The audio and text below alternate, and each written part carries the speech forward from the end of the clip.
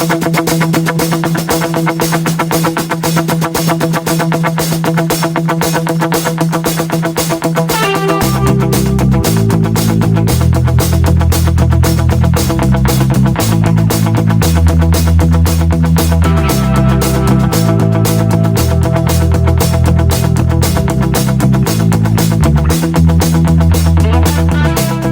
to another episode of RELICS Radio. This is a family-friendly show, so the entire family can join us as we talk metal detecting, relic, and treasure hunting. You can also call into the show at 270-495-0315 or join in the chat and post any comments or questions you might have. RELICS Radio is available live on the Spreaker app, but it's also archived wherever you get your podcast. You're listening to RELICS Radio.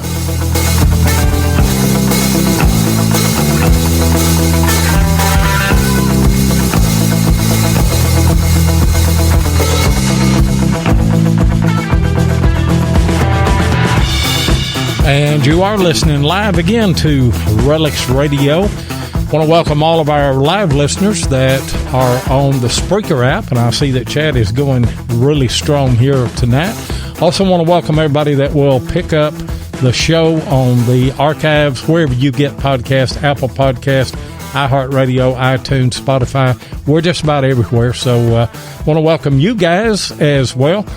I am your host, Diggin with 7, and all the way out in Colorado, I got DK. What's going on tonight, buddy?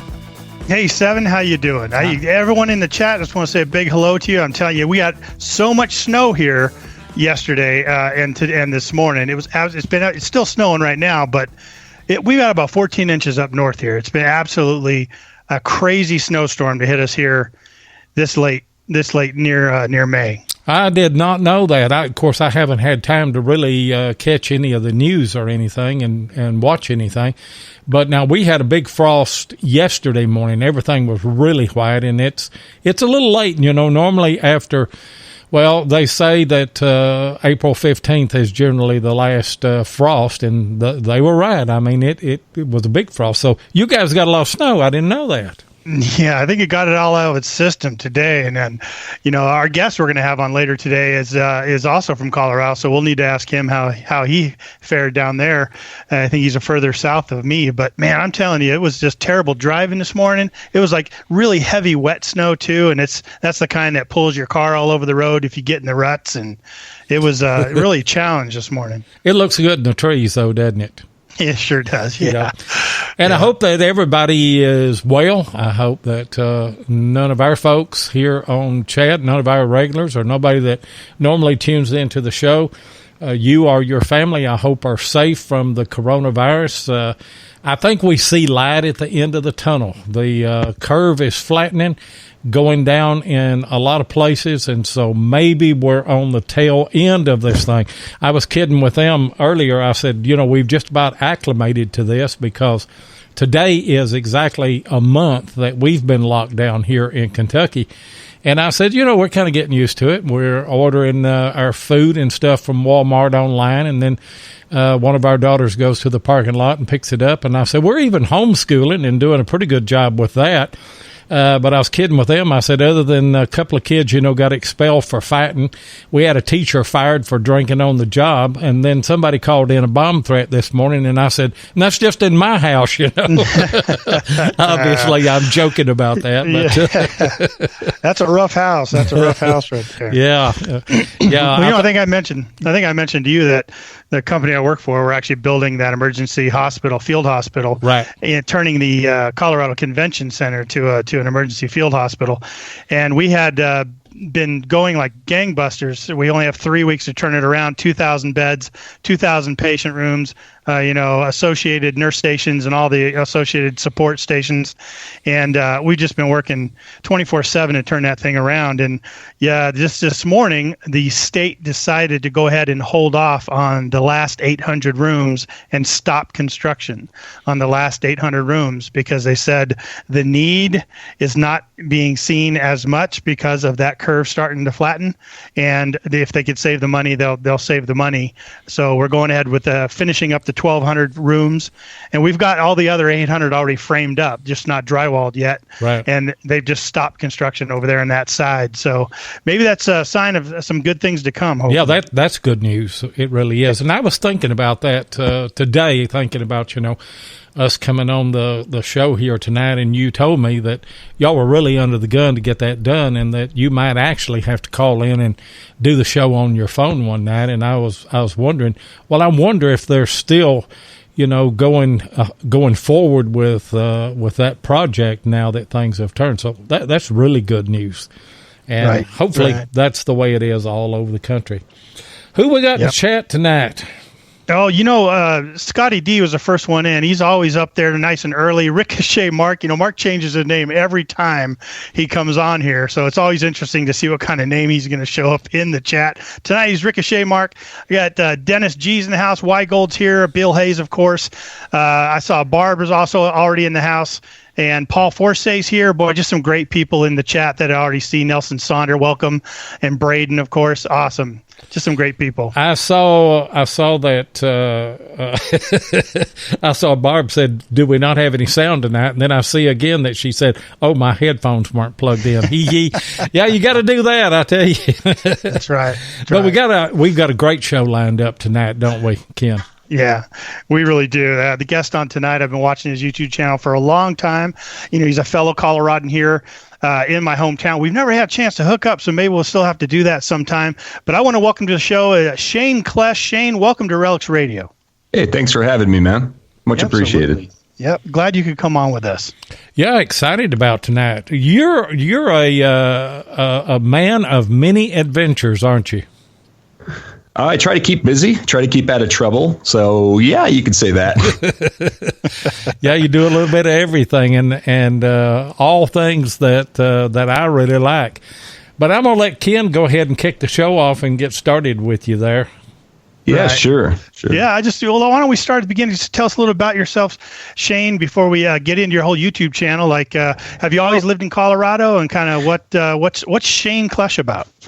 Yeah, so I'm not a native Coloradan. I'm from Pennsylvania originally, but I've lived in 16 different states, between the military and college and apprenticeships with my guitar stuff and everything. But I ended up in Colorado 4 years ago already. So 2016, I moved here, and I'm still here. I lived in Tennessee as well, and that's my second favorite place to live. But Colorado, this place is, I wish somebody would have told me about it earlier, because it's the best place. That's awesome. I don't know if you heard me earlier talking about how much snow we got up north. Cool. I know you're a little further south. Did you get hammered as well? Yeah, we got about I would guess maybe 10 inches here on my deck. So real wet too. Real wet. Where were you at in Tennessee, Shane? I was in Monteagle, Tennessee. Okay. North of Chattanooga. Right. Yeah, you're in the eastern, southeastern part there. Beautiful country there. South central. Yeah. Yeah. Yeah, beautiful. Eastern, I guess, yeah. Yeah. So. That was nice. Everybody was so friendly. I'd drive down the street, and everybody you'd see the hands come up from the steering wheel waving at you as you go by. You don't even know the people, and everybody's so friendly. And they're not even running for some political office. That's what makes it so good. They're just happy people. They're just happy people. My brother came here. He lives in Texas, and he came here one time. We were riding down the road, and people from the steering wheel, they'll just put their fingers up, or they'll throw their hand up or something. He'd say, "You know that person?" I say, "Well, nope. don't think I do." Well, are they running for office or something other? I said, no, they're not running for office. Don't think so. He said, well, what are they waving for? I said, it's just the way people are here in the South. They're just friendly people, It's always interesting when you go from one community to the next to kind of see what it's like. I know when I came from Northern California to Colorado, I thought it wasn't quite like that, Shane, but it was very similar. You know what I mean? I was like, wow, these people are really nice here. Yeah. Yep. Yeah, it's always good to have good people around, Yeah, and it's completely different in some other parts of the country. And not that I'm saying anything bad about people in New Jersey, but I went up there one time, and I was driving a truck, and I was delivering some stuff up in the Northeast, and stopped at a little restaurant, and it had a bar where you sat on the bar stools and everything, and you'd order your food and everything. It's kind of a hamburger type joint, you know. And the waitress just walking right in front of us there, and there's two of us, and she never said anything. And I waited, and I waited, and I waited, and she never said a thing. And I said, "Do you have hamburgers, ma'am?" And she said, "Yep," and just kept walking, you know, just back and forth. And she passed me 4 or 5 times. And I said, "Well, can I have a hamburger?" And she wheeled around and stared me down, and she said, "All you got to do is ask me." And I thought, goodness gracious, you and last week in the South, you know. Yep. Comments made on this podcast were not intended to offend people. We need some kind of disclaimers. I could say whatever I want because I'm from that area, so okay, well, I can vouch for how people are up there. Yeah, as being one of them originally. Well, Shane, where did you get this affinity for adventure and exploration? Yeah. I mean, your whole channel, your whole what you put out there at least is just all about fun, excitement, adventure, exploring, and just a lot of good stuff. Well, I mean, for pretty much anybody that watches my videos and kind of relates to it, I think most of us got into it when we were kids. You know, like my dad. Well, actually, to be honest with you, when my dad would bring me fishing when I was, 7 or 8, even younger, I used to hate it. But it just kind of like grew. It just grew onto me after a while, and then ever since I was a kid, I was always into like reptiles and stuff and bugs and all that stuff. And it just never left. My grandmother and my parents would be like, "Oh, that's just a phase. He'll get out of plane with rattlesnakes and everything." But nope, now I'm going to Australia, flipping logs and sandals and stuff, looking for this stuff. Yeah, I think once it gets in your blood, you're right. I mean, most of us when we're kids, it's either going to get in. And sometimes, some people do discover it later on, you know what I mean? Like, especially the history for me. Like, I really wasn't necessarily into history until I got into metal detecting and started doing the research. And then it just became like, it came to the focus for me, How about you? Yep. Yeah. Same exact thing here, too. It's like, I didn't care. I used to sleep through history class. I could have cared less. And then until I got a metal detector, I'd start finding these coins, and then you start thinking, wow, this thing is from, 18 whatever. I wonder the last person that touched this coin, how did they drop it? Or what, the story just, it's really cool. Yeah. You start looking up, like, what were they dressed like? What were they driving around? But how did they get around back then? And trying to understand how that could have come to be there. And then it takes you down some other rabbit hole where you're like, oh, wow, look at this, At least that's me. Yeah. It keeps getting more and more interesting the further you look into this stuff. So it's hard to get out of it. That's part of the appeal. Part of the appeal is whether we're in the water or we're on the land, it doesn't matter. We never know what that next find that we're going to find, the historic value of it. But then the game just starts, because then we have to do research on that. We want to know what it was used for. We want to know the age on it, if it doesn't have a date. And it's a never-ending process. Right. Then you're researching for more places. You're looking up old home sites, looking at old maps from the 1800s. You're looking at Google Earth for promising spots and all this other stuff. And none of us can just drive down the road. We're always eyeing those the topography or the old house sites or things like that. We're just looking and we're saying, "Man, I bet you there's some good stuff." I bet there's something back in those woods right there. Empty lot. You're like, I wonder what used to be there. I'm gonna have to check that out when I get to a computer. Yep. That's half the fun, looking stuff up. Yeah. Where you find my favorite finds are those ones where you just don't know what it is and you got to go, or maybe there's a name sketched on it or something. You got to go find out what that thing is. And you're like, oh, it's an old matchbook holder or matchstick holder. I didn't even know they had them back then. Or a suspender buckle or some kind of weird thing. Yeah. And I learned a long time ago, on my videos, I started it really by accident. I don't remember the first thing that I did, but I found it and I did research on it because I didn't know exactly what it was and how it was used. And I did a history clip on it, and I had just a special clip, 1.5 minutes, less than 2 minutes. And I put that in, and I got so much good feedback off of it that I just started doing a history clip on virtually every metal detecting video that I did. And it was really well received. So cool. We're not in this alone. Everybody feels that way. Hey guys, we need to take a commercial break, and we'll be right back.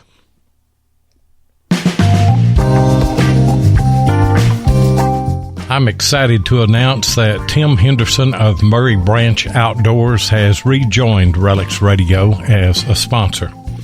As a multi-line dealer, Tim carries several brands of detectors and accessories, and he's ready to serve all of your metal detecting needs. I'll give you his contact info in a minute. So why did RELICS Radio go back to Tim Henderson as our dealer sponsor? 3 very important reasons. First, I often hunt with Tim, so I know firsthand that he uses what he sells, and he prides himself with great customer service and support. Second, Tim goes the extra mile in helping the new detectorist determine exactly what they need to get started. He will not try and sell you some high-priced product if that's not what you need. And at the same time, Tim can serve the seasoned detectorist with their upgrades or new product questions. And finally, Tim won't leave you hanging after the sale. He's just a phone call away for any questions or specialized training needs. So, you can call Tim directly at 615-948-4611, or you can email him at tjhenderson@comcast.net. And I thought I saw my good buddy Tim Henderson in the chat there a while ago. Can't wait, Tim, for water to warm up there at Dale Hollow so we can go and scuba dive all of those old house sites that have been covered up whenever they made the reservoir there. Hey, Shane, I guess the elephant in the room, and I'm going to go ahead and ask it, how did you come up with the name KleshGuitars? That's a really good question. Thanks for asking. That's usually the first question I get. You know, why is it called KleshGuitars? There's no guitars on your channel. Why is it called that? Well, I started my YouTube channel back in 2011 originally the YouTube channel was going to be for guitar repair and guitar construction informational and instructional videos, because by trade, I'm a luthier or a guitar maker. That's what I went to school to do that, and I did it for many years as an apprentice. I had my own shop. I used to build custom guitars under the name KleshGuitars. So that was back in 2011, and back then, I didn't know even how to use a camera, let alone editing and all this other stuff. So I kind of made these really poor quality videos. There's a few of them still on the channel. If you go way back, you could find them. But I don't know, maybe there's 5 or 6 videos. And then I just let the channel go for like 5 or 6 years. Come around to 2016 when I moved to Colorado, I went to my local shop down here. I saw the Gold End Detectors prospecting store. I stopped in there, and the guy's like, "Yeah, I was like, hey, this is cool. You could pan for gold here. I never really thought about it." And he's like, "Yeah, you can just go right up the street here. You could get a pan and go pan for gold right here." So I was like, "Wow, really? That's awesome." So I bought a gold pan, went out there, found some gold on my first pan, and I was like, "Okay, why doesn't everybody know about this?" So that's when I got a little cheap GoPro from Craigslist for like $30, half broken. I still have the thing. I made a couple of videos, threw them up there on YouTube, and kept going. And that was back in 2017 when I made my first like treasure hunting video. I was going to ask you what started first, gold prospecting or metal detecting? Yeah, definitely the gold prospecting. Definitely. Yeah. That's awesome. So you went just like right up there, Clear Creek, right there outside of Golden. Exactly there. Yes. Yeah. Perfect. Yep. And it's a perfect. I was just going to say, it's like the perfect setting. Once you're out there, it's like whether you're panning for gold or fishing or just sitting on a rock, and you look around you, you're like, wow. I know. Absolutely. It's so nice out there. And coming from Pennsylvania, I mean, that's just like bland compared to the Rocky Mountains here. So, yeah. Majestic, there's no doubt about it. Majestic, there you go. That's the word. Anytime that as you're panning out and you see that glitter of gold, I mean, it made people go all the way across the country in 1849. And sure. you cannot understand that until you see your first, even just a speck of gold in a pan. Yeah. It's just amazing. a little piece of, just a little piece of flour gold, knowing that you found it yourself. You're the first person to ever find it. You're like, wow, this is pretty neat. Yeah. And then it just becomes addictive, and then you just want to keep going out there. I guess that's what they call the gold fever. Although, if you have watched any of my videos, unless I'm traveling to like Alaska or Australia, or something like that, around here in Colorado, specifically that Clear Creek area, if you're just shoveling overburden, you're not going to find a lot. You're going to find a couple little flakes, but, I really don't care. I just like to go out there, and people, even I make these videos, I find little pieces of flour gold. People seem to like the videos. So I like making the videos. People like watching them. So there's no need to quit. I just enjoy doing it. Right. And you started that in 2016? It's 17. Started making that 2017. Wow. Yeah. Like April 27. So exactly 3 years ago. Wow. Now, did you do like a lot of people? Now, my good buddy Tim Henderson, after he started panning, then he got into dredging and everything else, and he went off the deep end with it. And I'm kind of that way. Once I got into scuba diving, I went off the deep end on the thing. Did you do that, or are you more manageable than we are? I'm low maintenance. I'm kind of like grab your shovel, grab your gold pan, and go hang out at the edge of a river. Now, I do have some sponsors, like Mine Lab Metal Detectors decided to pick me up. And so they've been sending me all these machines and gold pans and all this other stuff. And, all I really have to do is make a video on it. But I do have a nice arsenal of metal detectors here hanging on the wall behind me. But what was I'm sorry, I kind of got off track. Well, I was just asking if you'd had done what my wife said, gone overboard with anything. Yeah, not really, man. Yeah. Not really. Yeah. I noticed in one video you were using this Mine Lab SDC 2300. Tell us a little bit about that detector. Yeah, so that detector, that's one of the detectors that Mine Lab sent to me.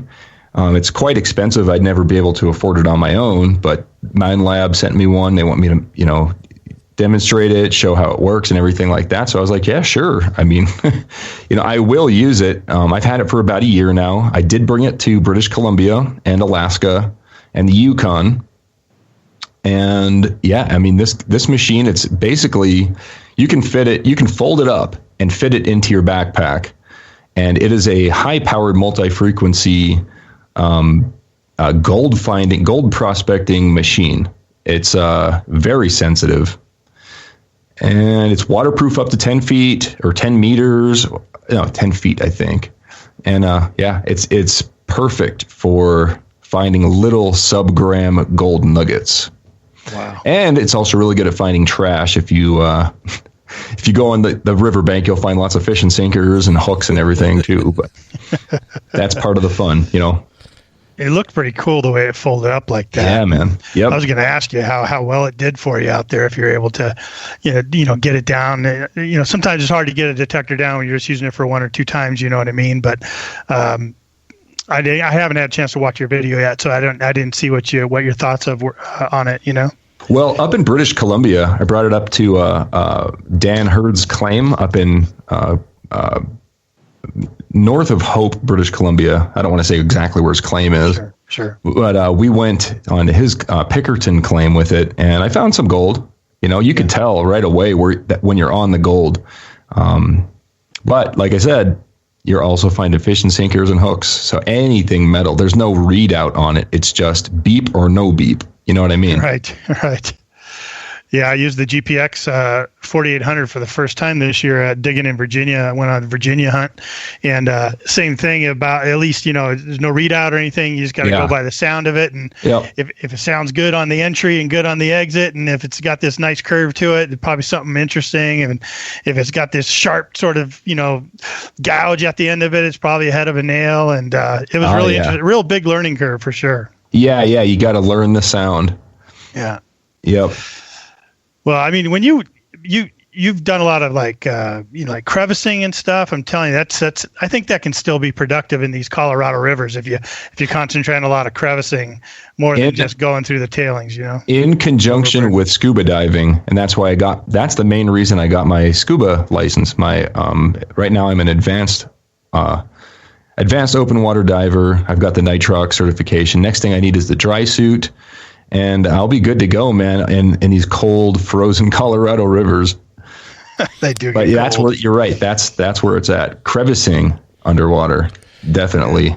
And you're going to find your bigger gold. Yeah, it is amazing what those crevices will hold. Oh, yeah. And I mean, you can have flood after flood after flood, and you would think that it would wash that stuff out. It doesn't. It just brings more of the heavy stuff in there.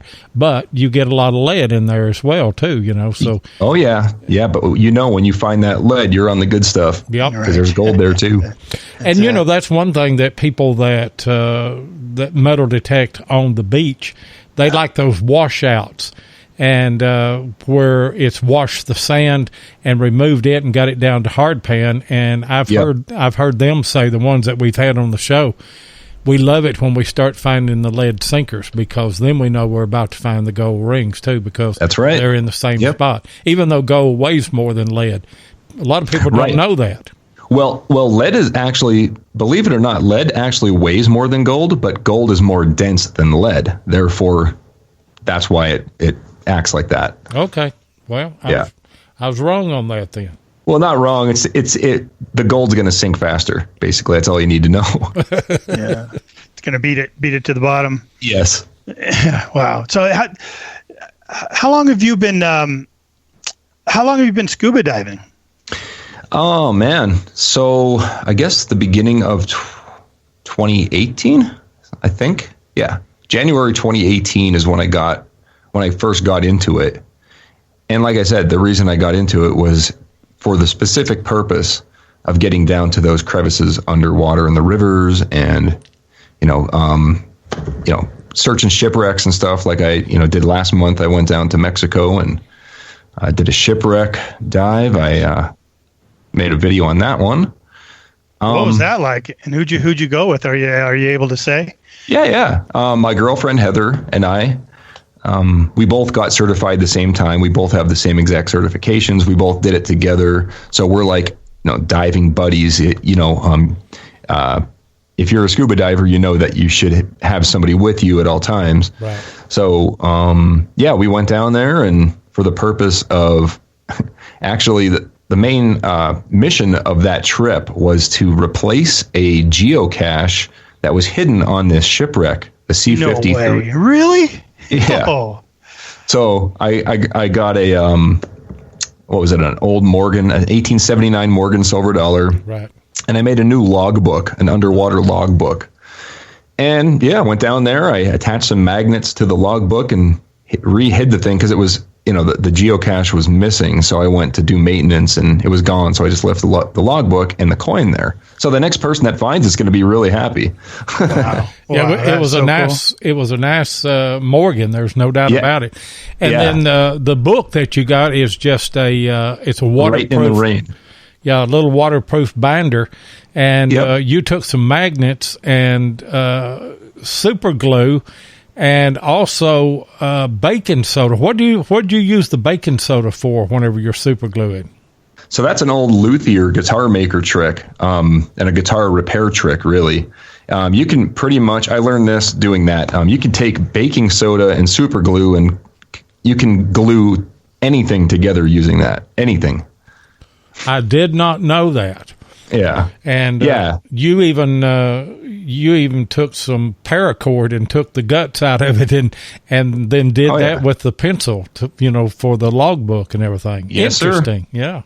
had to make sure that it wouldn't, it's going to be underwater and salt water, so I had to make sure it was 100%, Yeah. Hey, White Gold's in the chat room said that he's got a spot for Klesh, that he could try and pull out some silver from a Depression-era gambling ship that he might know where it might be located. So you might have to reach out to him later and say, where's this spot at? We'll go do some diving. Hey, yeah, man. Yeah, Absolutely. We'll bring all of our rigs and tanks and everything, and we'll be right in there with you. And we'll get more into that as soon as we run this commercial right here for Detectees.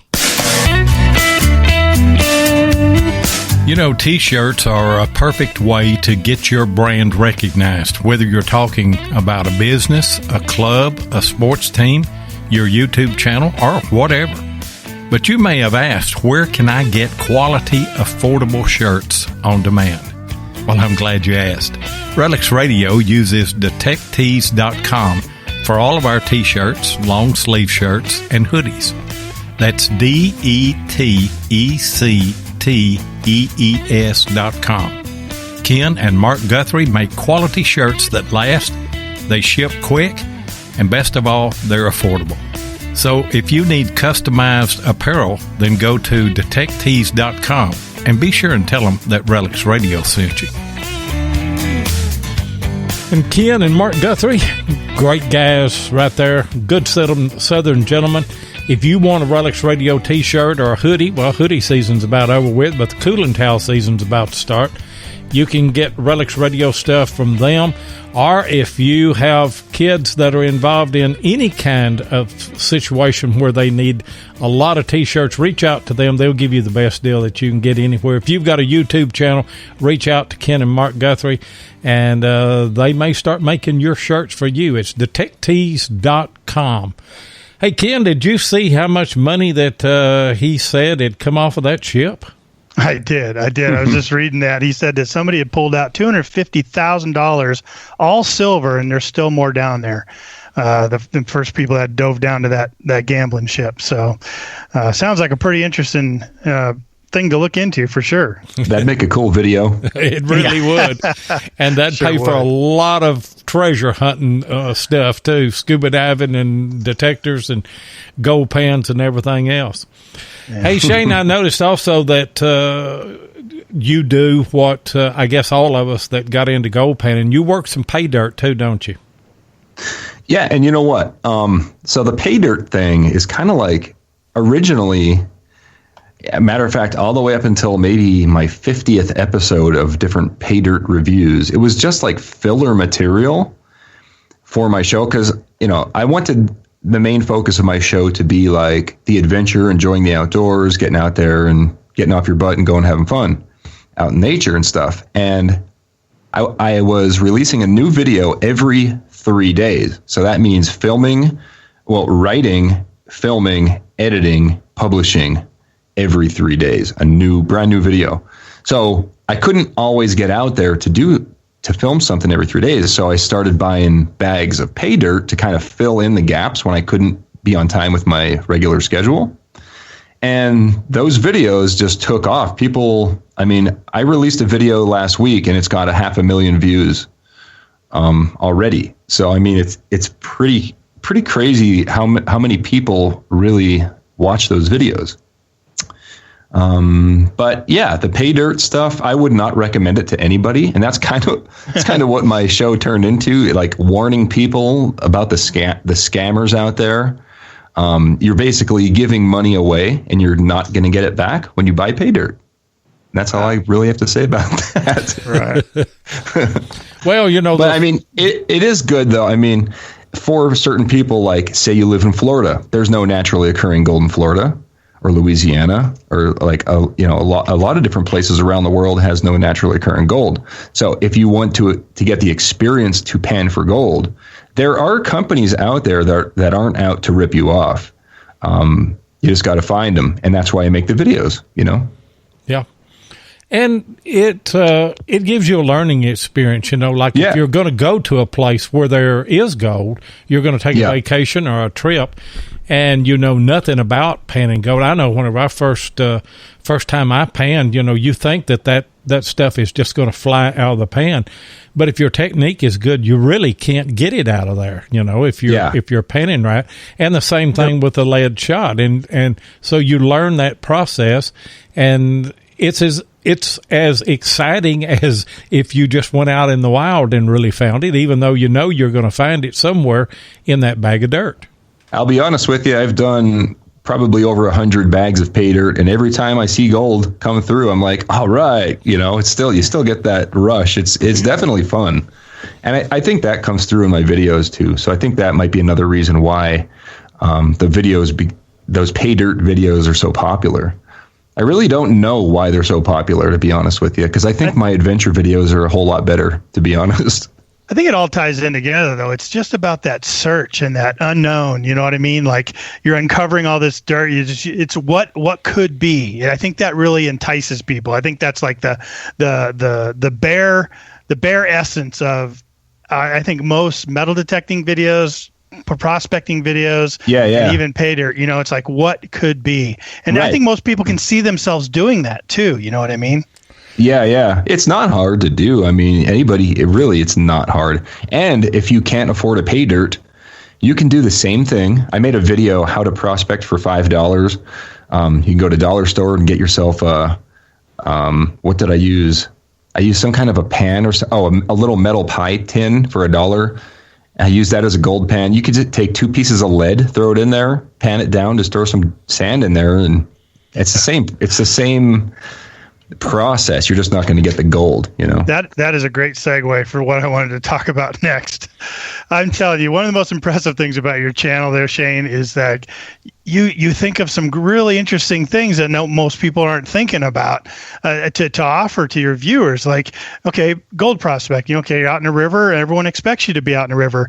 But when you went gold panning on the sidewalks of Denver, that really caught my attention. So why don't you tell us how you came up with that idea, and maybe tell people what it was, because they may not have seen your video. Yeah. So if anybody is listening right now, if you want to find this video that I'm about to talk about, I actually made three or four different videos prospecting sidewalks. So my most popular one was actually a New York City one. My daughter and I, we drove over to New York City, and with the intent of scratching the sidewalk cracks, sweeping it up, putting it in a bucket, and then taking it out to a river and panning it down. Right on 47th Street. That's the Diamond District, where there's like jewelry stores, every single store, and there's all jewelry repair stores. So, these jewelers and stuff, they go to work, they get the gold dust all over their clothes, they get diamonds stuck to the bottom of their shoes. They come outside, it falls off, it lands in the cracks, and it stays there because gold is heavier, just like on a river. So, by the way, if you want to see this video, just go to YouTube, type in New York City gold prospecting or something like that. You'll find it. But yeah, that was the New York City one. I ended up finding I think 12 or 20 diamonds that day. And we only did it for 45 minutes, scratching sidewalks. That's all it took, 45 minutes. And we found 4 grams of gold and 20 diamonds. Wow. That was just a quick in and out. We had to leave quick because we were parked, and you know how much it costs to park in Manhattan. So we got in, we got out, and found all that gold. I mean, that was a couple $100 worth of gold. Now, what did people say? What kind of looks did you get as people were passing by? I go over all of that in the video. In real time. Real time. Yeah, I'm just basically saying we're getting some really strange looks here, Couple strange people scratching the sidewalks with crevicing tools and a bucket and a dustpan. Have anybody given you trouble? No. Anything like that? No. Matter of fact, we saw some police and they didn't care. So yeah. About that. In Denver, I did the same thing in Denver in front of a couple pawn shops on Broadway there, and didn't find quite as much. I did find some gold. I did find some diamonds, but not anything like the New York City. I even made a portable vacuum bucket, specifically for that purpose. Yeah, That had to be one of the most unique ideas I've ever seen for a prospecting video. I thought, wow. And that had to get you a lot of views, right? Do you get a lot of views on those videos? That one's up to like 800,000, I think. Something, maybe 500. I don't know, 500,000. It's more than 500,000 for the New York one. Wow. I think. Just pockets of mine. That's crazy. It's a lot of people watch those videos, man. They sure do. It's crazy to think about. What gave you that idea, though, to go into those sidewalk crevices and do that? Yeah. So the idea where I got that, probably 15 or 20 years ago, when I still had cable television, I remember seeing like a news article, or maybe it was a show or something. I can't remember exactly where I saw it, but there was this guy that was doing that. He was going out with a screwdriver and a dustpan, and that was like his job. He would go around and just pick out it, but he didn't like scrape the sidewalks. He would just keep his eyes open, and he would find diamonds stuck in the gum on the sidewalks, and he'd, take it home and he'd pick through it all. And I was like, wow, I bet you if you got down deeper, you'd find gold. And sure enough, man, if you watch that video, it's more gold than I've ever had in any of my pans ever. I never thought about the dust getting on a jeweler's shoes or clothes. Yeah. And over time, I mean, you just have all kinds that could fall out, didn't it? Yeah, especially when nobody else has done it before you. At least, I mean, dude, there's a lot of gold left. If anybody's interested and you live in New York, I'm telling you, go scratch the sidewalks on 47th. Just pick any sidewalk, pick the gutter. I made a couple $100 that day in 45 minutes. Imagine getting a 55-gallon drum full of that stuff. I know. You'd be rich. And right now you could probably get on the sidewalks and there wouldn't be nobody walking by looking at you because it's just about deserted there in New York. That's true. That is true. Yeah. Wow. Well, I mean, that's what I mean. See, unique videos like that, your channel's been all about. It's always been very entertaining. You even panned out some Home Depot sand one time. Panned out? Well, sort of. Yes, I did. That's something I got from Massey. I saw this many years ago. It's another idea, not my own idea. But yeah, I went to Home Depot, grabbed a couple bags of sand, took it to the river, dumped it in the sluice box. Oh, yeah. I found a little bit of gold. Didn't find a lot, less than I thought, especially for being, Colorado gold. But I think the Home Depot sand down in, actually I got that bag up in Longmont. So I think the origin of that sand is from like the Fort Collins area, I think. Is that right? And it would depend on where the sand came from the store, wouldn't it? Yeah. Like if you go down to Southern California or Northern California and you buy it in their Home Depot, you're going to have a better return because there's a lot more gold over there. Right. But I tell you what, sand is heavy and it'd cost you quite a bit to have 2 or 3 bags of that shipped to your house, I tell you. Oh, it's totally not worth it. It's just, you're going to lose money doing that. Like I said, I didn't find much gold. I just did it as an experiment. Most of my videos, when there's like that weird, like magnet fishing for gold, I've done that before and actually got gold. That was just an experiment. It's the first time I went out to try it. I just brought the camera, explained what I was going to try to do, brought it home, and yeah, it actually worked. I found some gold trapped in the magnetic black sand because, I just magnet fish using a real strong magnet, tied it to a rope, found all that black sand, scraped it off, put it in a bucket, brought it home, panned it out, and sure enough, that wet black sand that was magnetic had little pieces of gold trapped in it. I never thought of that. And I magnet fish. And I know what you're talking about because after you throw that a few times, then you had to take your glove hand. You don't want to take your bare hand, but take a glove hand and remove all of that off because you've got that iron debris and black sand in there. Yeah. Exactly. I'm getting all kind of ideas.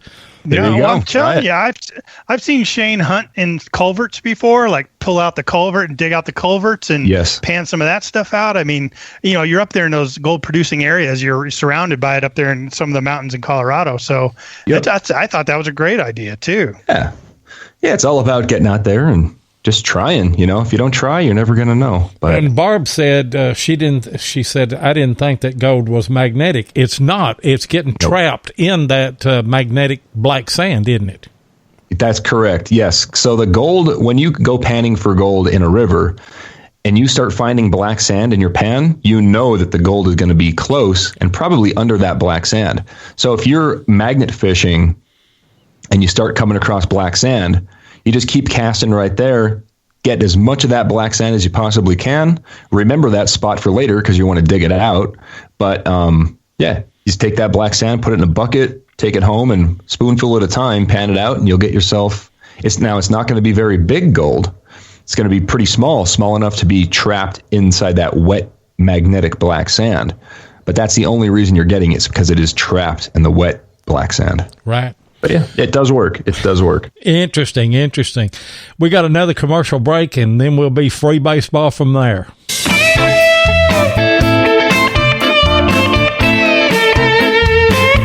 If you want to keep up with what's going on in the metal detecting world, then you need to be a subscriber to American Digger magazine. Butch and Anita Holcomb are the publishers of the magazine and have won awards for 3 straight years for being the best digger magazine on the market. American Digger magazine is available in both print and digital formats, so no matter where you live in the world, you can enjoy the latest happenings in the hobby. You can get in touch with American Digger magazine by going to americandigger.com or give them a call at 770-362-8671. And be sure and tell them that you heard it on RELICS Radio.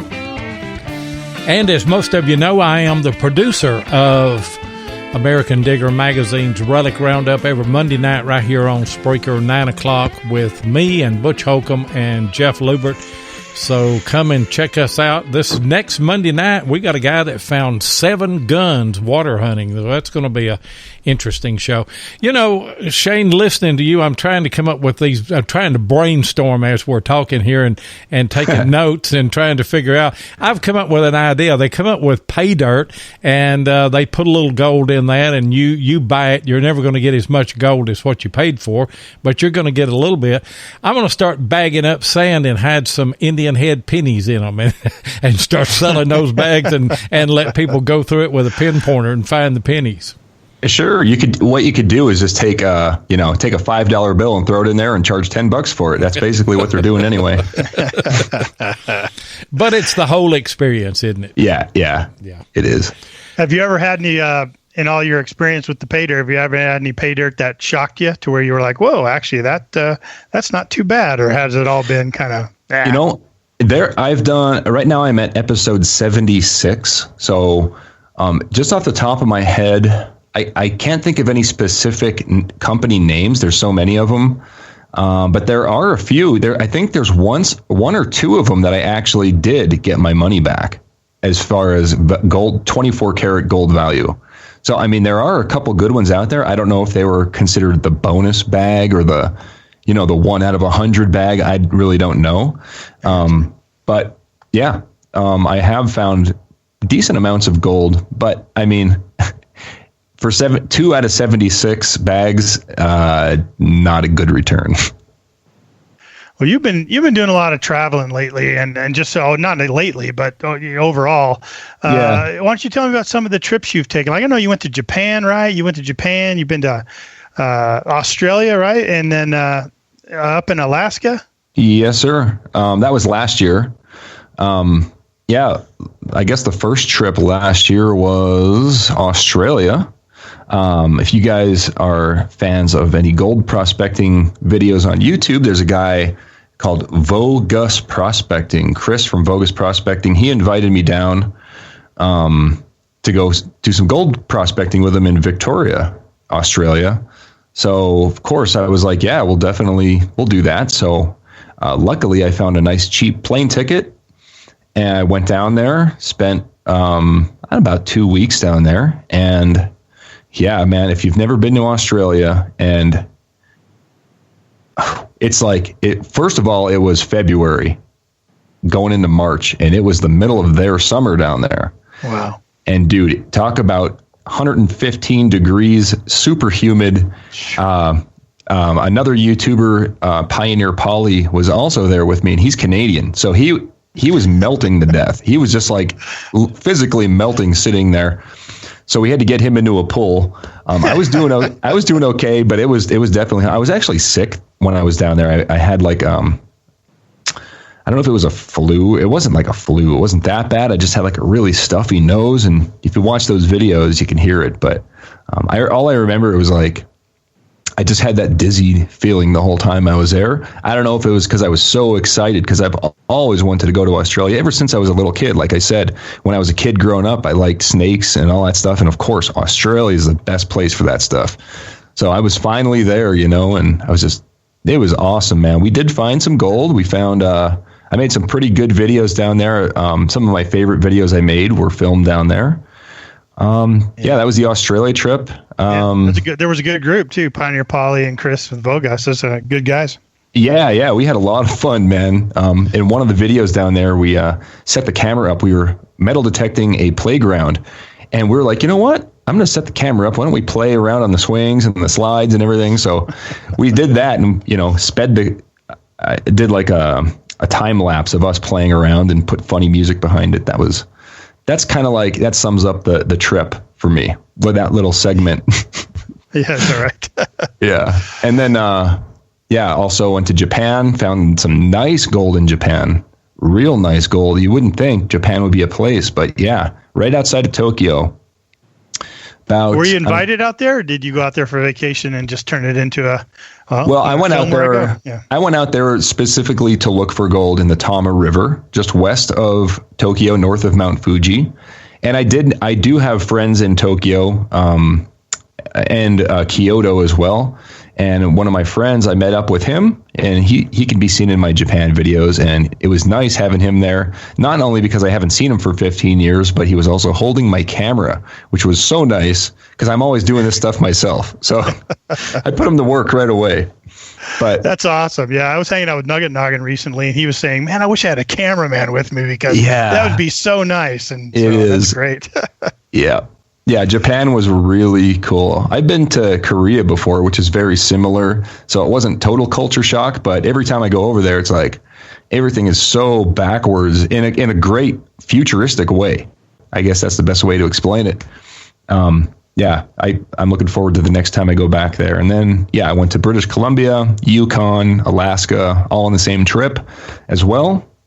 That was right before the Japan trip, and found gold up there as well. Hung out with Dan Hurd. He's another YouTuber, and Pioneer Polly again.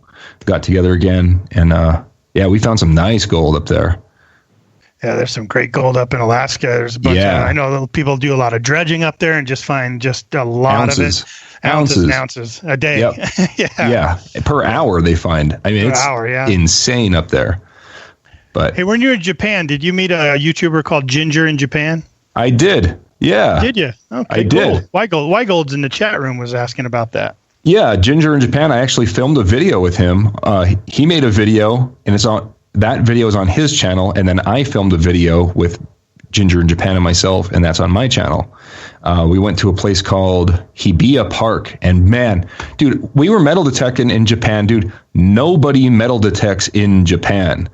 We found bullets in the ground from who knows how long ago. When was the last time you were allowed to have a gun in Japan, right? Right. The 40s?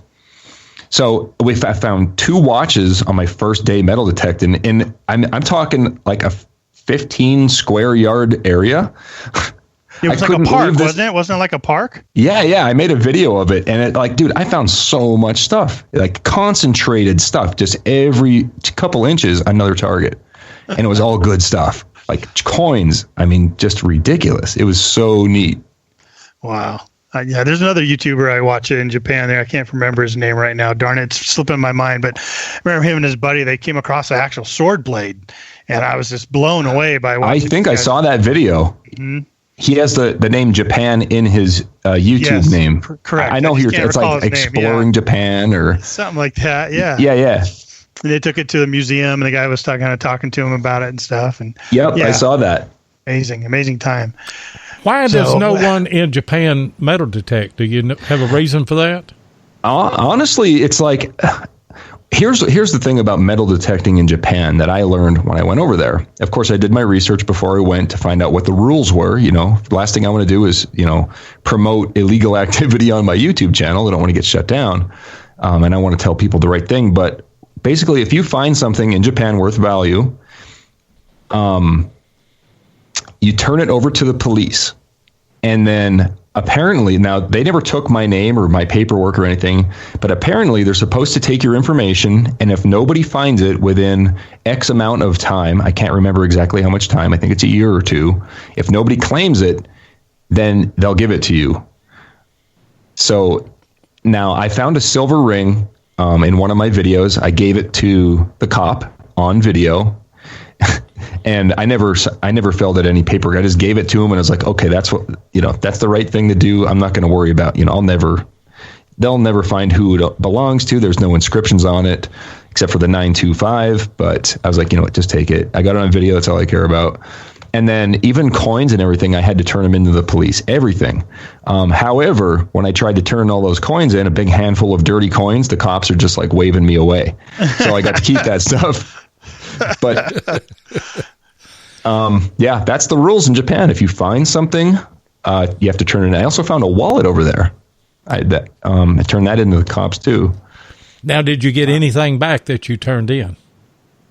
No. Just the silver ring is pretty much the only thing they took. And I didn't, like I said, I didn't give them my name or any information. I mean, I don't speak Japanese. I speak minimal Japanese just to get by.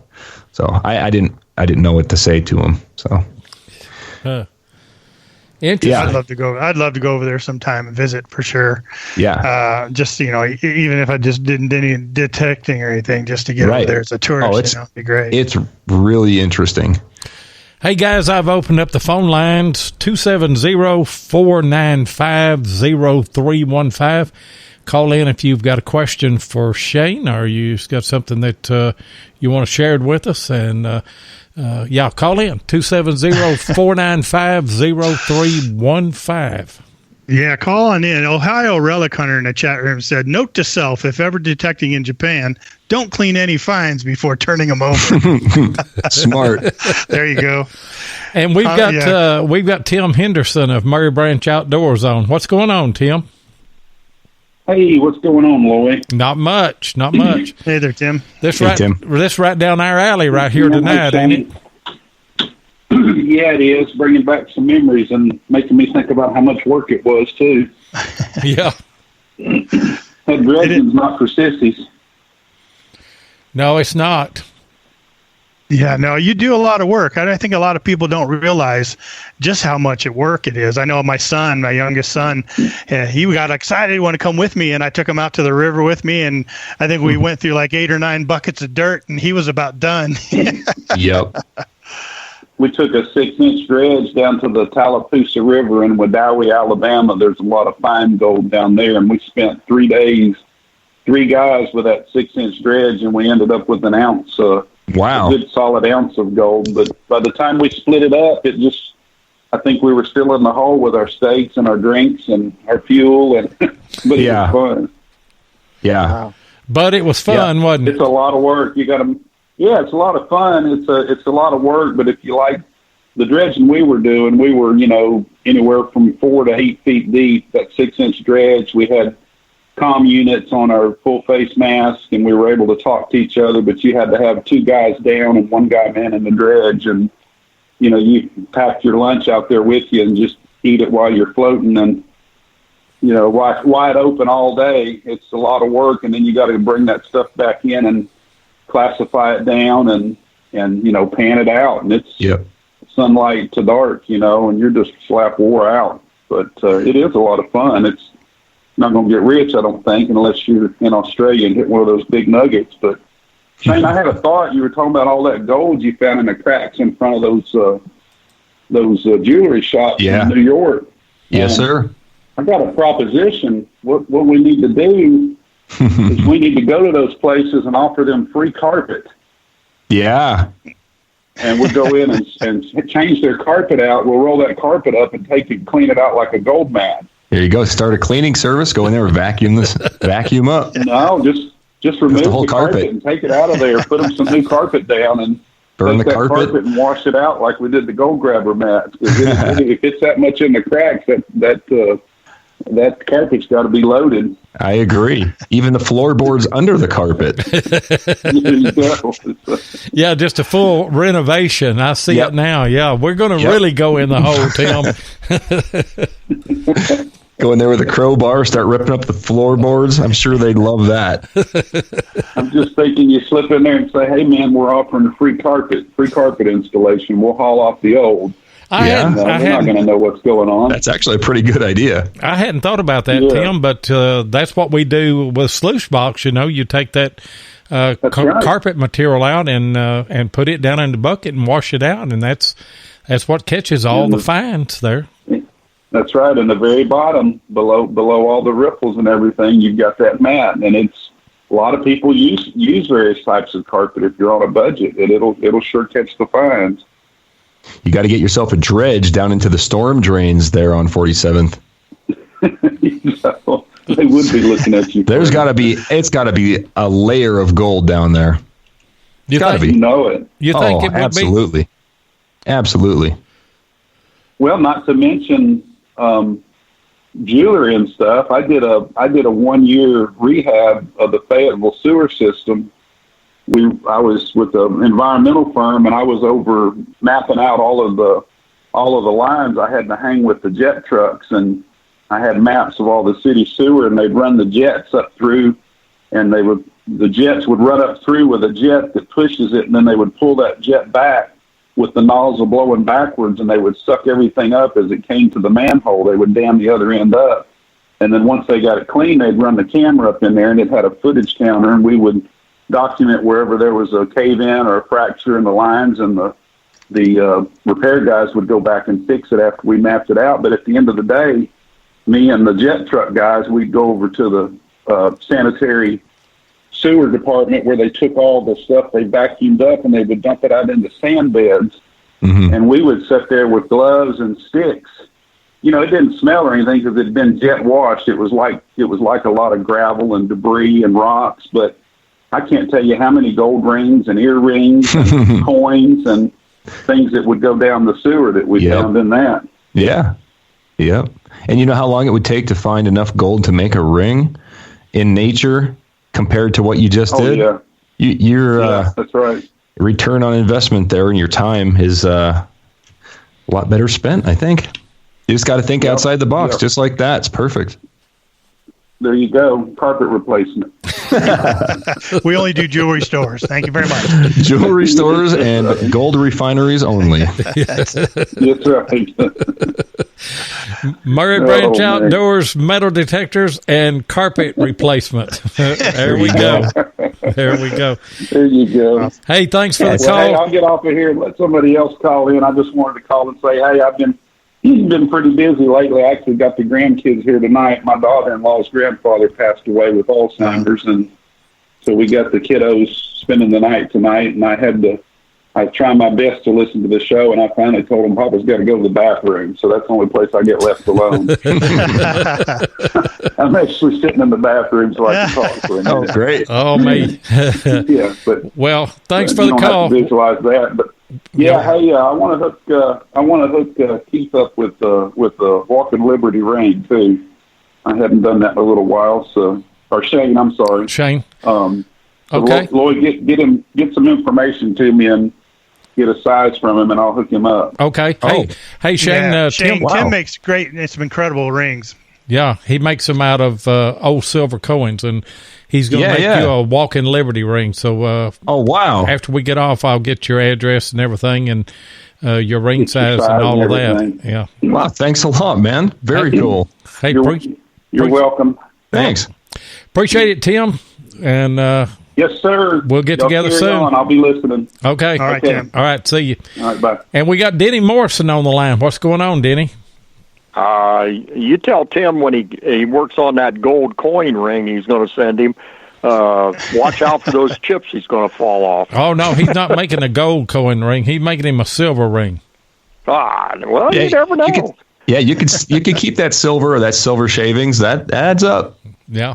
You know, what Tim was talking about. Here in Ohio, I got a good friend that's a jeweler, and he invited me in his back room one day, and he took me over where he works on rings or anything with gold or silver or whatever, and he has a mat below where he sets, and all those shavings go into that mat. When he turns around, he's got slippers like you would wear in a hospital. You cover up your shoes. He takes those off and leaves them with the mat.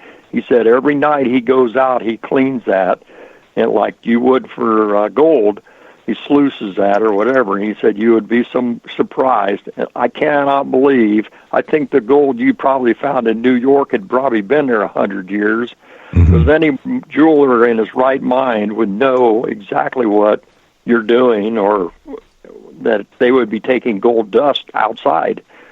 So probably 100 years ago, they didn't think of that or more, and that's probably what you found. Yep. I can't believe nowadays any stupid, or must be really stupid, to do something like that without catching it in a mat. Well, I mean, think about when they're grinding they're grinding it on a grinder. Not everything is going to go on the mat. A little bit's going to go on your shirt, right? Well, the jeweler I was talking about, he had a leather, like like an apron. Apron, exactly. Sure. And that everything fell on that. He had her down pat. So, yep. And he told me even cheap ring or necklaces you find, or a gold necklace, or you see one in a garage sale for $25, he said buy them. He said if there's gold on there, you can get it off there. It might not be much. Yeah. But guess what? A couple 100 pounds of it, you're going to have something. Sure, I did. I actually made a video, recovering the gold plating from computer parts. It's the same thing. It's just gold plating. Right. Yep. And about a pound of gold fingers, little gold plated things, that produces about 1 gram of gold, on average. Now, depending on what the chemicals cost and how much you like using chemicals. I personally don't like using chemicals. I just did it as an experiment video. I mean, with a couple, like you said, a couple 100 pounds, that's a couple 100 grams of gold. That's a lot of gold. You speak about those circuit boards. I work at a thrift store. We actually take the boards out, and a guy buys them from us, and that's what he's doing with it. Absolutely. I got a great story. A buddy of mine, talk about a reclamation story. A buddy of mine used to work for a laser optics company. He's like a physicist, and the guy ended up getting bought out and went out of business. And he went back there because I heard they were selling all their lathes and all the kind of equipment. And he looked in the back by the trash, and there was all these boxes of these certain test parts that they used to use to test and calibrate the lasers. And he knew that there was thin layers of gold on the inside those testing pieces, and there was boxes and boxes and boxes of them. And he asked the new owners of the company that had kind of run it into the ground. He said, "Hey, do you mind if I take anything if it's out there in the trash?" And they said, "Oh yeah, if you want anything back there, go ahead and take it." So him and his buddy took it down to the reclamation center, and he told his buddy, "Look, I got to get to work. You take it down there. I don't have time. I'll split it with you 50-50. The reclamation place keeps a third, and then I'll split the rest with you." The guy called him up an hour and a half later and said, "Are you sure you want to split this with me?" It was $33,000 worth of gold they had in that thing. They kept 11, and each one of the guys split 11. And there was also some troy ounce of platinum, I think they got out of that thing. Wow. So absolutely crazy. Now, what all that come from, Ken? It was some testing equipment that they used to calibrate the machines they used to make optic lasers. I couldn't tell you what it was, but this guy knew exactly what it was because he used to work at the company and they used to use them all the time. But it was one thing, like they would use it, it would be one and done. So they had boxes and boxes and boxes of these things. They used to have to order these parts, and then once they used them one time, they were worthless. Now, they used to save them and take them down to the reclamation center. But like a bunch of accountants bought the company out, and they ran it into the ground, and he quit working for them because of that. And so when he went back there, when they were finally out of business, that's when he found all these boxes in the back. And he went, "I know what's inside those things." That's a really nice find. Isn't it? Wasn't it great? He bought like a Mini Cooper with it, I think. Wow. Now, Shane, what's the process of getting gold, any kind of plated gold, separating it out? You said using chemicals, right? Yeah. I mean, there's I really don't really want to go. First of all, I haven't done it in about a year, and I don't plan to anymore. But it does involve the use of some nasty chemicals, aqua regia, like hydrochloric acid and nitric acid and mercury and stuff like that. And I wouldn't recommend really doing it unless you really know what you're doing. I did make a couple videos doing it I put it on YouTube with the disclaimers like don't try this at home and all that stuff. But basically, you are just dissolving the gold off of the plastic. You're throwing the plastic away, and then your gold is now in solution. And then you have to drop the gold out of solution. Then you have to fire it down, and then you got your gold. So it's quite a bit of a process, and it's a process, man. It is. It's unless you're doing, I would say probably 10 pounds of, maybe 5 pounds of gold, pure gold parts, not including the plastic. I'm talking clipping the gold pieces off and having a stack of like gold plated parts. 5 pounds of that. And, a vent, you got to have the vent, you got to have, you don't want to do this in an enclosed area or anything. It really isn't worth it unless you have a couple pounds of this stuff.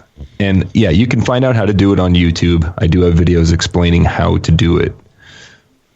But Shane, I wouldn't ever watch Parker? What's that? Gold Rush? I actually don't watch very much television. I don't even watch much YouTube, to be honest with you. But what you're talking about, he did last week in Australia. There's a guy over there, and he actually does use chemicals. And they actually got a bar of gold out of what they found in one day by using the chemicals. Gold computer parts. No, this is gold out of the ground in Australia. Oh, okay. Oh, yeah. Mm-hmm. Yeah, sure.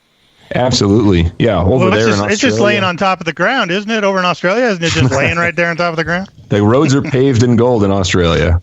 Yeah, I believe it. When I was there last year, I found a couple grams. I found gold laying right on top of the bedrock, and I have video to prove it.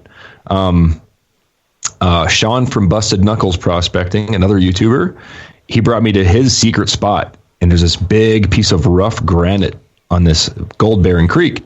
We're just walking along and, get down real close, and we were blow tubing it. Basically, you just blow on the dust. All the dust blows away, and if there's any gold, it'll stay there. And we were picking up pieces of gold right off of the bedrock. So it really is. And in Australia, there's so much gold. Why is blow tubing it? Never heard that term. Yeah, blow tubing is what he called it. Just got a tube. We're doing that here in Colorado. You got a tube in your mouth and you're blowing through it like a straw or something? Yep. I just use the straw for my snuffer bottle. Yeah. Just use that. Yeah. Why is there so much gold in Australia? Because the areas haven't been explored by... there's a lot of... Australia is one of those places on Earth, other than like Central Africa and maybe some parts of the Amazon, that haven't really been explored by people that much. It has, but there's gold-bearing creeks down there that have never been touched by prospectors. Wow, that's amazing. Yep. Yeah. Probably one of the reasons they got big shotguns. Big old shotguns. Yep. Denny, all right, you guys, good show. Okay. I'll talk to you all later. Okay, thanks for the call, Denny. See you later. Yeah. Bye. Hey, guys, we got time for one or two more calls. 270-495-0315. If you've got a question for Shane, call in and we will certainly take it. And I'll turn it back over to you, Ken, until we get a call. Shane, what do you think's your coolest thing you've ever found with a metal detector? Oh, my goodness. Do you have something that really stands out to you? I found a 1925 standing Liberty quarter. That's probably the best thing I've ever found. As far as coins, because I'm a coin guy, a silver guy. So that's the first thing that stands out. And that's one of the first things I found when I first started metal detecting. Yeah, I think a lot of people have those kind of stories where they have some really great find really early on, and it really hooks them. You know what I mean? I think that I've heard a lot of stories about that. So yours was pretty early on when you first started detecting. Yes, sir, man. Matter of fact, I think the first penny I ever found was a wheat penny. The first penny I ever found was a wheat penny. And then now this was back in Pennsylvania. Remember earlier in the show I said, was it gold prospecting or metal detecting first? Mm-hmm. It was absolutely metal detecting. I totally forgot that back in Pennsylvania, I bought a metal detector back in 2012. And I used to go around and metal detect. But I actually found a gold ring. But the thing that stands out is that Standing Liberty quarter. I have it in a little display rack behind me. I'm actually looking at it right now. And probably that. Other than that, as soon as the show is over, I'll think of everything. Yeah, right. Yeah, sure. How about like hunting for arrowheads? You ever done any stuff like that? You know, my cousin, he lives in Kentucky, Barberville, Kentucky, and he has found tons of them. He has like this huge, like a museum in his house. But I personally have never found any Indian relics. I always wanted to go looking for them, but I never actually found anything like that. I never really specifically went out looking for them either, though. You know, yeah. That's and what I'd like to get to. Here in Kentucky, we had a large Native American culture that was here, and back whenever they used to deep plow everything, and then they would dist it down, you know, to plant corn or what have you. Back before no-till days, and then you get a good rain, you could just walk the fields, and I mean they were just laying everywhere. Hey, that explains it. Denny was asking, that was on the phone there a while ago, he was asking me to ask you if you've ever used a Minelab GPX to find gold. Have you used one of those machines? I have not used one of those. I know what they are. I know what they're capable of. I've seen videos where guys are digging 18 feet holes. I mean, huge, craters in the ground to find gold and stuff out in Australia, especially Western Australia specifically. But I've never used one. Well, you know, the GPX, that's what it was originally designed for. And then Civil War relic hunters learned that it was a perfect machine for finding Civil War relics and stuff, you know, the depth of it. And sure. I know whenever I first got mine, it was a huge learning curve to start using it.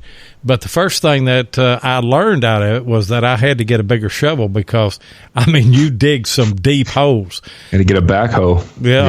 Yeah, you really do. And I had one or two Civil War sites that I'd hunted with VLF machines, good machines, and I had hunted it just to the point that I couldn't find any more bullets or buttons. And first time that when I first got my GPX, I went back on one of those sites, and it was just like a brand new site. Of course, everything was deep, you know. Yeah. But, it just opened up a whole new layer of... they're made for depth. Yeah. And the 2300 that you're talking about, I suspect that tone-wise, it's kind of like the GPX. Am I correct on that? Well, I wouldn't know because I never used the GPX, but it's basically just a solid tone. It's right. One tone. Right. Yeah. And I know whenever we're hunting, if it's iron or something, that tone will break quite a bit. And what you want is you want a real good smooth tone. Smooth tone. Yep. Right. That's what this does too. Yep. So if you go over lead or if you go over gold, it'll give a nice smooth tone. You hit a nail or something, you're going to get that crunchy sound. Right. Yep. White Gold's in the chat room wanted to know if you have you ever gone out to any like ghost towns or like really remote ghost towns to do any detecting? Not yet. And I know there's a bunch around here, especially here in Colorado. We have a bunch of them. Well, we do, yeah. And I've never been out to any of them yet. Probably this summer, though. I'd like to. I'd like to learn the laws and stuff first. I'm not going to just go to any one of them.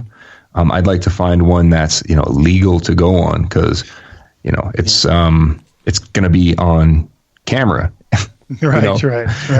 So I got permission for one out on the Eastern Plains, and it's all private property, and I've got permission from the owner. And we went out there, and we were really excited. But as I did more searching, putting the name of the town in and such, I found that it had been hit quite a bit in the past over the years, and we went out there. We just didn't find anything. We were pretty disappointed. We hit it hard. Dry, huh? It was pretty dry. Like there's an old high school that got took out by a tornado out there, and all kinds of old houses and stuff. Now we didn't hit it all, and there's other old house sites that we tried to contact the owners of the land out there, because this one guy seems to own a lot of the properties that all these houses are on, the high school's on, all this big huge property. But there was a couple of them that had independent owners, and it's an abandoned town. There's just no one around there anymore, but there's got to be cool.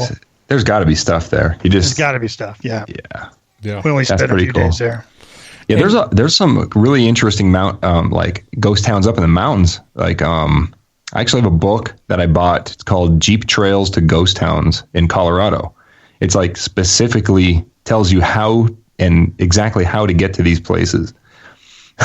It's a book. You can buy it on Amazon. Jeep Trails to Ghost Towns in Colorado. Wow. And I was going to use that to kind of do some research on some places before I went out there, find out the local laws, looking for, private property, check the assessor's maps and everything, and get in touch with some people, try to get some permissions. But yeah, it's definitely, I want to do that. Absolutely. A lot of old silver camps and gold camps out there that have just been abandoned, from the early 20s and even earlier, late 1800s.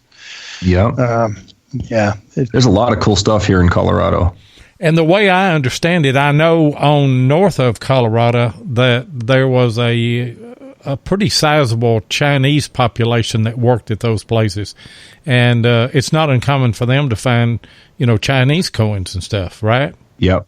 Yeah. I you find those things in Australia too. Oh, really? Because, the Chinese back in the 1800s, early 1900s, the Chinese, actually way before that even, somebody's going to correct me in chat, I'm sure, but the Chinese would do most of the work back for the early Australian gold prospectors. They had the Chinese camps. But Sean from Busted Knuckles Prospecting on his YouTube channel, he's found like handfuls and handfuls of these Chinese coins in Australia there. Yeah. So I've never found one. I always hoped to find one out here in Colorado from me neither. From those that brought the railroad through or some of the silver camps and stuff, and just never have. Yeah. Mm-hmm. Yeah, someday. You guys would be more likely to find one of those than I would here in Kentucky because, just of where you're at and the past history of the place. Hey, Shane, have you used the MineLab Equinox in the gold mode?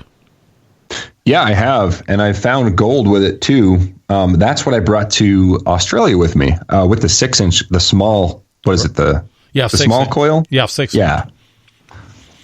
I love that coil on that machine. That's that coil on that machine. I have the 800, the Equinox 800 with the 6-inch coil is my favorite, most versatile machine. If I had one detector to keep, that would be the one that I would keep, just because I can use it on salt. I could use it in beaches. I could use it underwater a little bit. I could use it for gold prospecting. I could use it for looking for coins and relics and stuff. It's my favorite machine. And the separation that you get with that 6-inch coil is really unbelievable.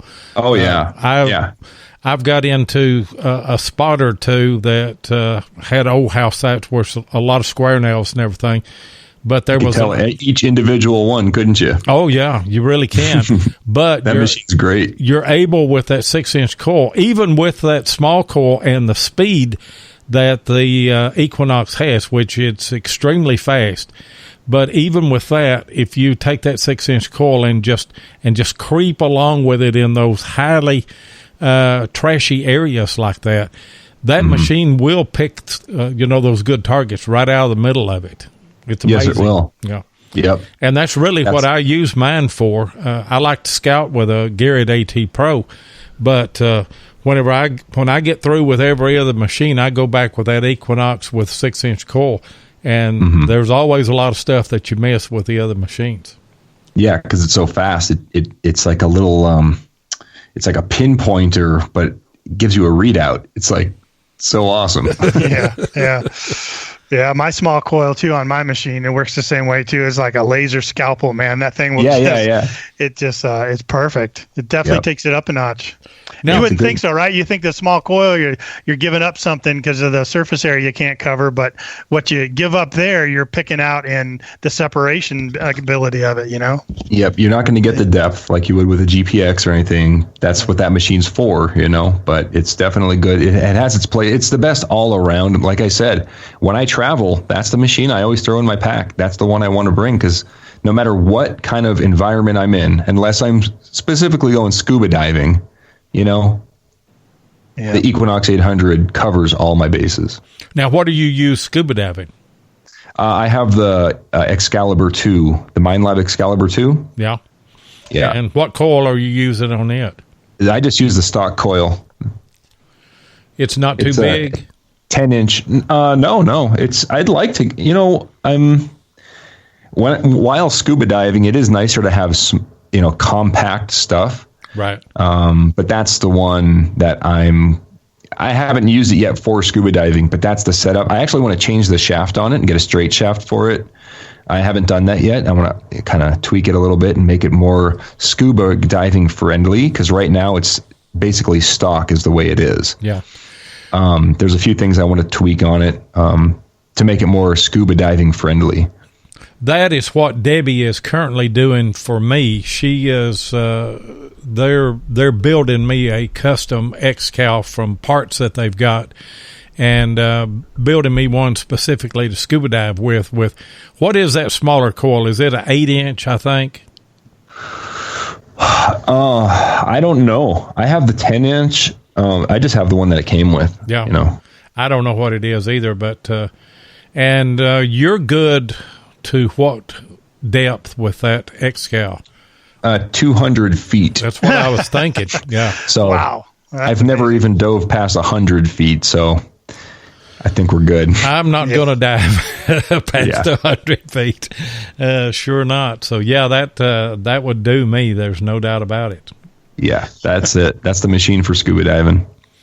What have you got? What have you got planned for this year? I know that the coronavirus has put a damper on a lot of things, but yeah, that's the big issue. I do have one trip planned, and if it wasn't for the coronavirus, I would have already hopefully, you know, I definitely would have done a few southern states, including Georgia. I wanted to do Florida because I have a series. If you don't know what I'm talking about, on my YouTube channel, I have a series where I'm trying to do a little bit of treasure hunting in all 50 states plus the different territories. So I already have 16 states done.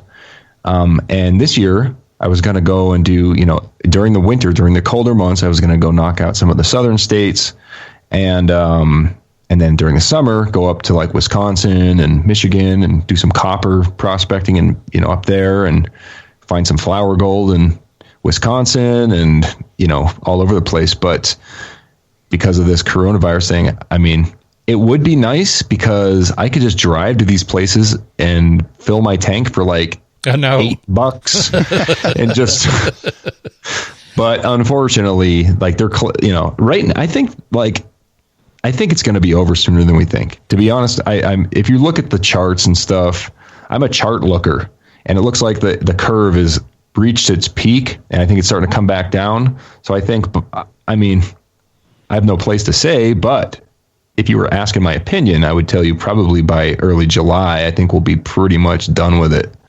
Hopefully. Yeah. I hope so too. But I do have one trip planned for the beginning of July, and that's I'm going down to Grand Cayman Island for a scuba diving trip. I'm gonna go down there and see if I can find. That's when I'm gonna bring that Excalibur and do some scuba diving with it, and hopefully find some pirate treasure. Make a nice video for everybody. We'll see. Yeah. That'd be a great video. Well, you know, both Loy and I make videos also on YouTube, and we know how much it takes to put these videos together. I got to take my hat off to you there, Shane. Your channel recently hit a huge milestone. You went over 100,000 subscribers, and that is just an amazing accomplishment. And I just want to congratulate you on doing that because I know how much work goes into doing that and getting that kind of audience. Yeah. Yeah, you know. Pretty amazing, right? It's It's pretty awesome. Like, if try to think of 100,000 people, right? Just I can't even picture it in my head. That's a lot of people that decided, oh, this guy's good enough to hit subscribe for. Right. You know, it's hard enough to picture 1,000 people in your head, exactly. Let alone 100,000 people. And that's like so many. Yeah, and you know, everybody that gets to that point has kind of a breakout video that really catapulted their channel. What was yours? Do you remember? Oh, yeah, definitely. That would be last May. I released a video. It was titled, I spent $1,500 for dirt, ? That's the video. That was the title. And basically, that's what it is. I bought one of these pay dirt buckets, but I spent $1,500 on it.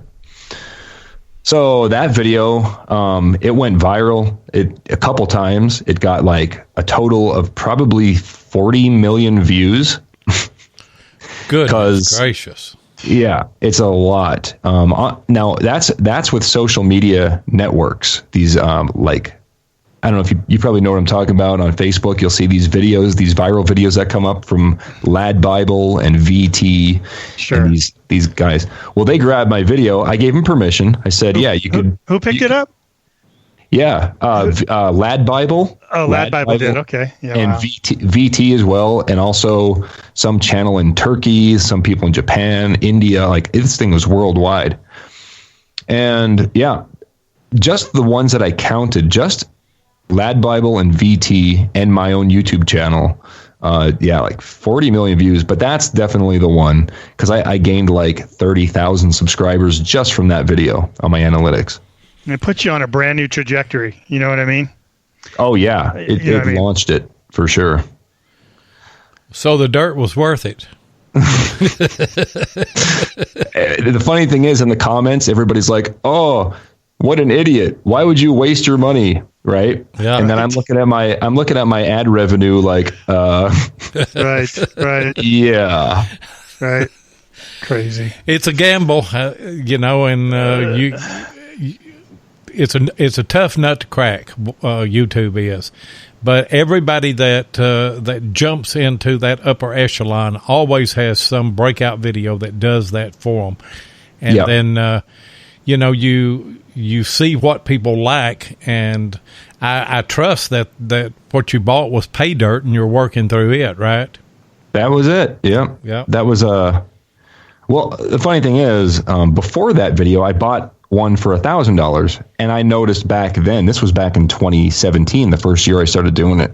I bought a bucket for $1,000. I did the video, and that one gave me that one's over 1 million views. It's got like, I don't know, over 1 million, something like that. And I was like, okay, well, that's popular. People like that.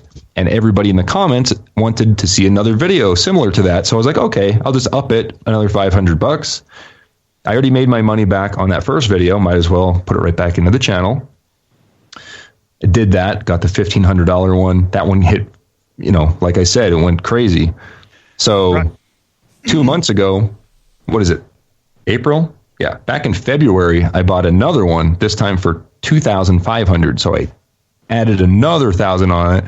And like I said, this video, it's 2 videos ago on my channel. It's already reached over 500,000 views. And so hopefully this video is going to be another one, Yeah. So we'll see how it goes.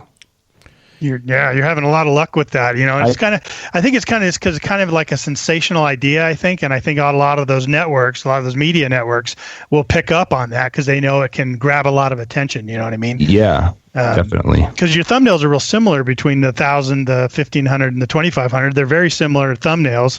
And the titles is sort of, kind of the same. It's kind of the same. And so it's just that, you catch that attention of those media, and if they can push it for you, it could be the difference. That's it. And the best part is it's fun making those videos. I know I'm going to make my money back because I'll make, X amount back in the gold itself, and then the ad revenue will cover the rest and probably then some. And so my intention is to buy these things, make the video, do some good editing, enjoy what I'm doing, and get the message across to not purchase this under any circumstances, because it's a ripoff. Unless you're a YouTuber that's going to have, going to make their money back, don't buy it. No, I mean, it's not worth it to lose $1,000, because if you watch the video, I end up losing $1,000. Yeah. And Ricochet Mark said, Shane, I got a 5,000 bucket of dirt for you. So you want to up it one more time? I will, for my 1 million subscriber video. So hit that subscribe button on KleshGuitars. I've posted your link there in the chat a number of times. We'll get the people that are listening and watching here on chat over there for sure. Yeah. Awesome. Yeah. Thanks everybody for listening. Much appreciated. And I've got the link in the description on the video, of the show here. So you can go to it, or you can click on the link that Ken put in. I tell you what, Shane, you were a great guest, very interesting guy. And we appreciate you spending an hour and a half with both of us. Wow, it's over already? It's over already. It goes quick. It goes quick, doesn't it? Yeah, thanks a lot, guys, for having me. Much appreciated. DK, you got anything else that you want to add? No, Shane. Yeah, hang on here a little bit too. When we go to the music, we'll talk to you afterwards. But I really want to thank you for coming on. Like I said, I knew you'd be a great guest, and you absolutely delivered 100%. Thanks, man. Sure. And Denny asks one more question: what kind of guitar do you play? KleshGuitars. There you go. I had heard of KleshGuitar. I'm a guitar player and traveled on the road whenever I was younger. But I had heard of KleshGuitars before. Awesome. And so that rang a bell whenever DK said something. He said, "Do you know KleshGuitars?" And I said, "I know the guitar." And he said, "Well, I've got the guy coming on." And I said, "He a treasure hunter?" And he said, "Oh, yeah." And so I said, "Well, super." Yeah, just hang on, and we'll say our goodbyes off the air. And by the way, I'm going to get your address and your ring size. And thank you again, Tim Henderson, for offering to make him one of those awesome silver coin rings that you make. Yeah, thanks a lot. Yeah, and we do appreciate everybody that has joined us tonight. Appreciate you coming by and spending an hour and a half with us, and especially for Shane. What a great guest. What a very well-rounded person. A lot of adventure with him, no doubt about it. And be sure and hit that like button before you go out, and be sure and come back and catch us next Thursday night, 8 o'clock Eastern, right here on RELICS Radio on Spreaker. We'll see you then.